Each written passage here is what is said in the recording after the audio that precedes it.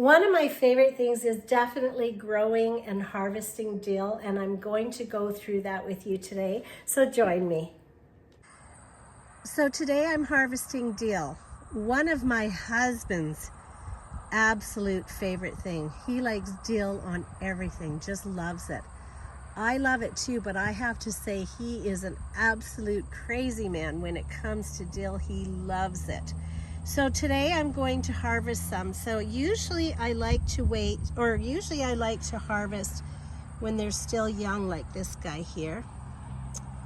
I think you can see that he's still young, but you know, life got in the way and it's okay. I'm harvesting when they're a little bit like this, and everybody's different. Some people wait until they see this part of the dill come out and then they start to harvest it. So I am going to pull it out of the roots, pull it out by the roots, and we are going to harvest it together, me and you. So as I said, I'm just going to pull it right out by the roots. So here's a nice stalk, right out by the roots. Take those roots, but I want to leave this beautiful soil in the garden. I don't want to take it in the house and wash it away because that soil is full of nutrients. So we're just going to snip this part off and leave it in the garden. Just let it drop. And that's it. We're going to take this beautiful dill into the house and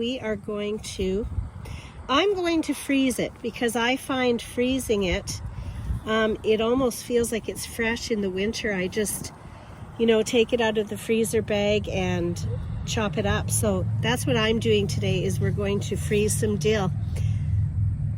So you can see, excuse me, my patch of dill that I've harvested, I've taken all the roots and I've left them here in the garden. And I've also weeded this area while I was doing this and laid the weeds on top, because this is nutrients for your garden, all these beautiful roots of the dill. And I lay the weeds down so that the,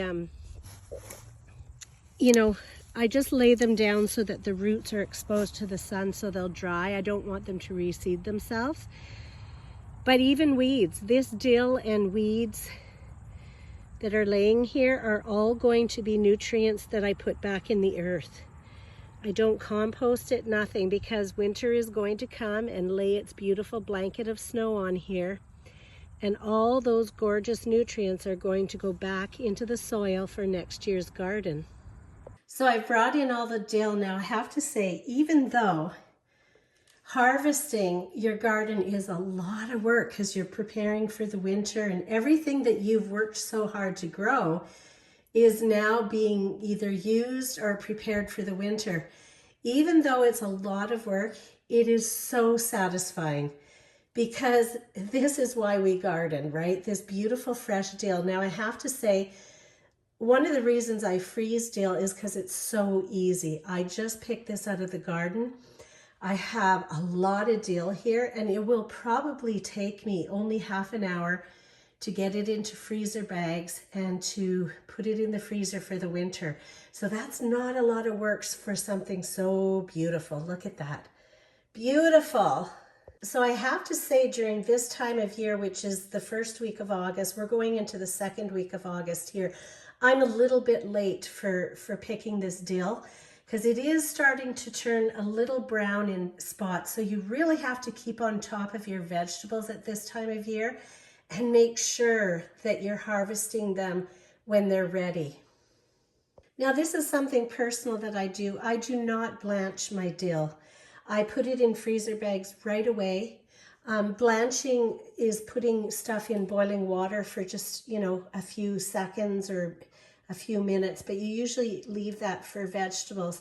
The reason I don't blanch dill is because I want it to go into the freezer bags, into the freezer, fresh like this, and restore the freshness as much as I can.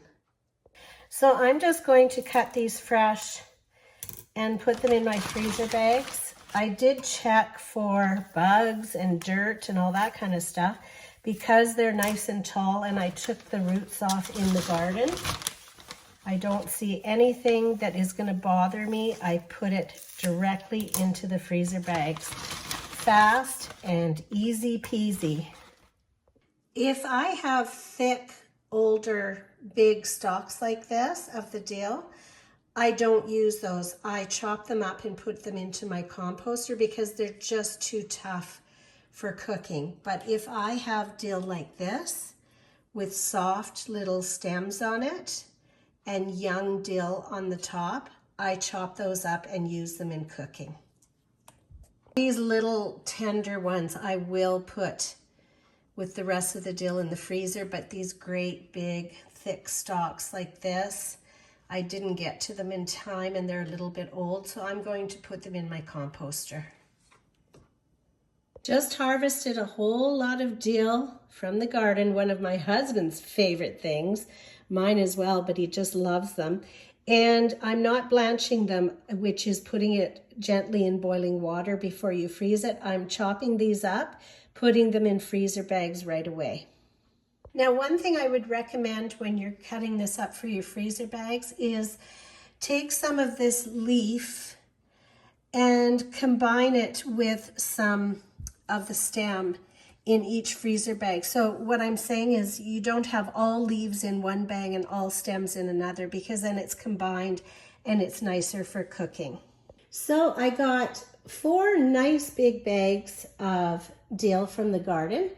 I'm hoping that that will be enough for me and hubby for the winter, because we do a lot of cooking. But you know what? One thing about your garden, that's why I say to write everything down, because this will tell me next year if I had enough to get through the winter. I know how much to plant. So it's good to journal while you're gardening. And of course, I label so that we know, because if there is a bag or 2 in the freezer from last year, of course you can use that first. So this is ready to go into the freezer. Another garden task accomplished. Yay! So you can see that harvesting dill and freezing it for the winter or whenever you need it is one of my favorite things, because it's easy peasy. And you have a great day.